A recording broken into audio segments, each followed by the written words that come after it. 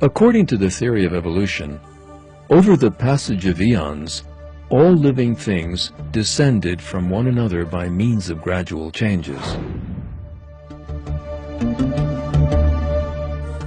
Yet if this claim of evolution were true, then flawed, imperfect, underdeveloped, intermediate forms representing such an imaginary process must once have existed.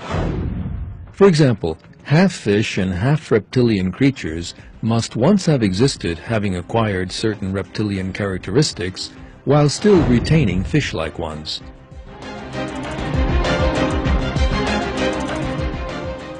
Or creatures displaying both reptilian and bird-like characteristics should have appeared.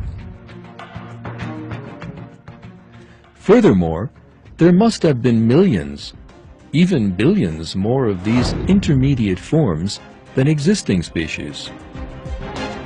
And naturally, we should have encountered plentiful fossils of these intermediate forms in rock strata all over the world.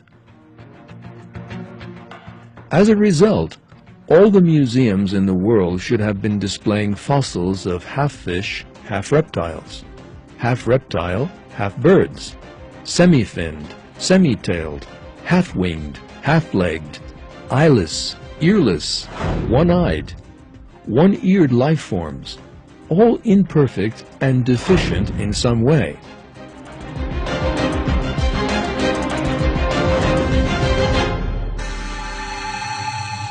Darwin, who was well aware of this fact, said in his book, The Origin of Species, "If my theory be true, numberless intermediate varieties linking most closely all of the species of the same group together must assuredly have existed. Consequently, evidence of their former existence could be found only amongst fossil remains."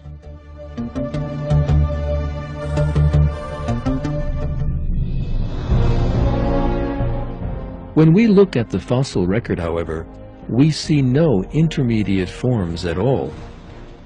On the contrary, we encounter fully formed, flawless, complex, and perfect life forms. Those that have not gone extinct are no different from those living today.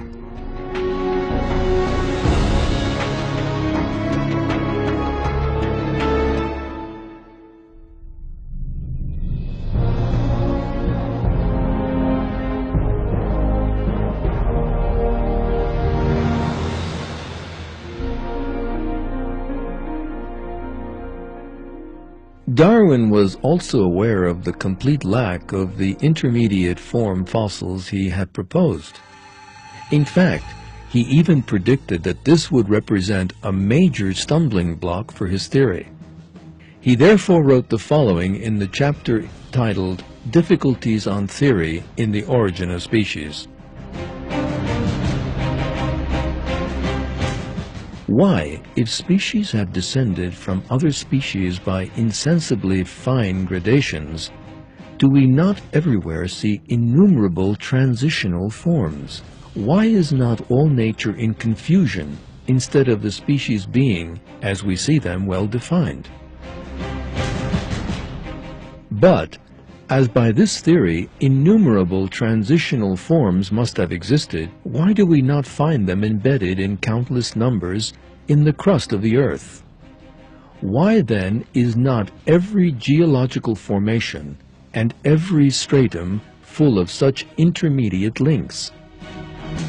Geology assuredly does not reveal any such finely graduated organic chain, and this perhaps is the most obvious and gravest objection which can be urged against my theory.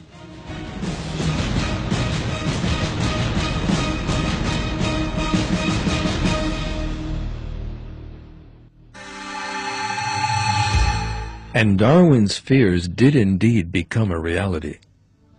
For some 150 years now, evolutionists have been digging through the Earth's geologic strata, but have not encountered even one single intermediate form, of which there should, according to their own calculations, be trillions.